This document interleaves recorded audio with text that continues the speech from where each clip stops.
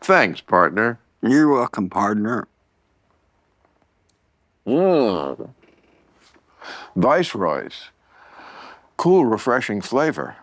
But that's not a Viceroy. It's a joke. I'm doing an ad from 1958. 58, yeah. Wasn't that a cigarette? Huh? Wasn't Viceroy a cigarette? Yeah, it's one of the first cigarettes I smoked. Oh. How old were you when you first started smoking? 20. 10. Okay, take top of that, bitch. Yeah. 10, that's right. You smoked, okay. 10. Well, that even more proves the point that you're a different kind of cat. Well, there's not much to do in a small town. No, it's not that. It's just like what the body can take. I mean, what are notions about what definitively constitutes health? You challenge them all. I mean, I'm always kind of happy that if I did have to start smoking, I at least did it after I stopped growing. Whereas 10 that's early.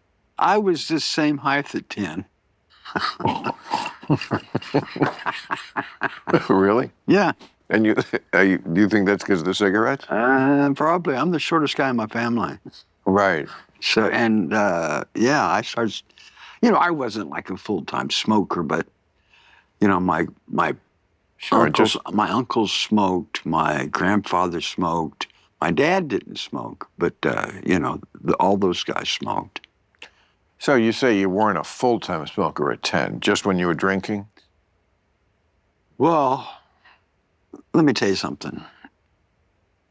If you knew me and I knew you at 20 in 1970, 71, 72. Okay, I was 15 in 71. Okay, so let's say that you were, okay, if you're 15, you would have been afraid of me. I'm afraid of you now. You're a crazy liar. You would have been afraid of me, but you could have probably whipped me because my bark was really big, but my bite, I lost every fucking bite. And where did this chip on your shoulder come from? My Mellencamp. What does that mean? What do you mean, what does that mean? You say it like we all know, Mellencamp, famously in history, are people who are pricks. No, what does that mean, you're a Mellencamp? What kind of ethnic name is that anyway? German.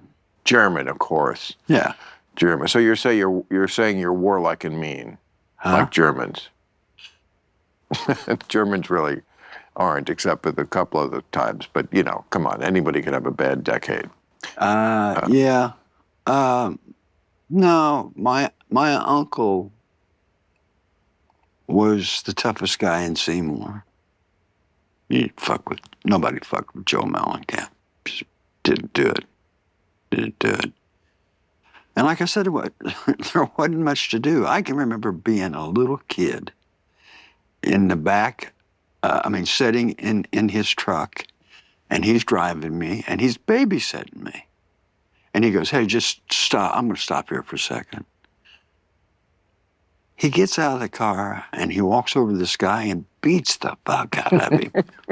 And I'm like a little kid just watching all this shit. He gets back in the car. He leaves the guy laying there like a wet rag. He gets back in the car.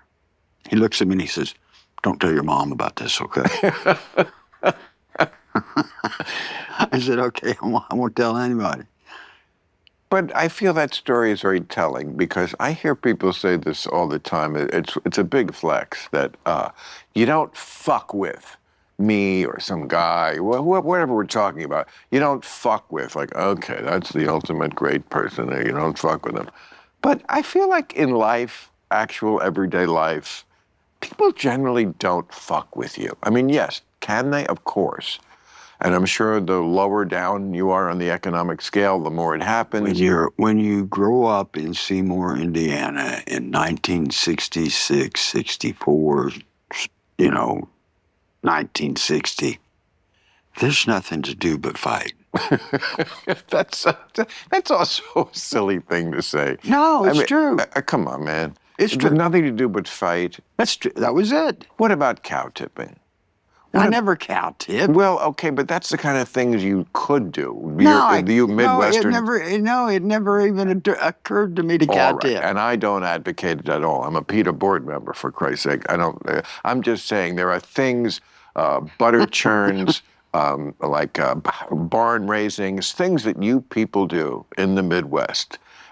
Things with corn.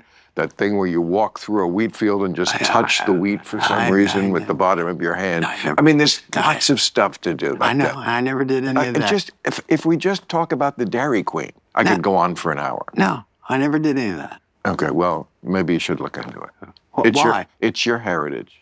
No. That is your heritage. No. The Dairy Queen. No. The malt shop. No. Little pink houses. Stop it. Come on. No. My heritage is how I grew up was drinking whiskey, smoking pot, fighting, chasing women, riding motorcycles. Okay, that you got from your mother. What about your dad? But I got all that from my dad. You kidding me? Yes, I'm kidding you. It's a comedy show. My dad used to fucking make me and my brothers put on boxing gloves and go outside and fight each other. How old were you? 14, 15. Yeah. Every fucking friend I had, Bill, at that age that I hung around with, they're all dead now. Okay. Sad note. Noted. Sad. Now, getting back to Dad. In a town where you yourself say that it was all about fighting, that's the only thing we were at least the least bit interested in doing was fighting. Is it that wrong that your father then taught you how to fight? I would think in a town like that. No, I didn't say it was wrong. I just said that's what he used to do. In that town, social services would come if the kids weren't fighting. That's right.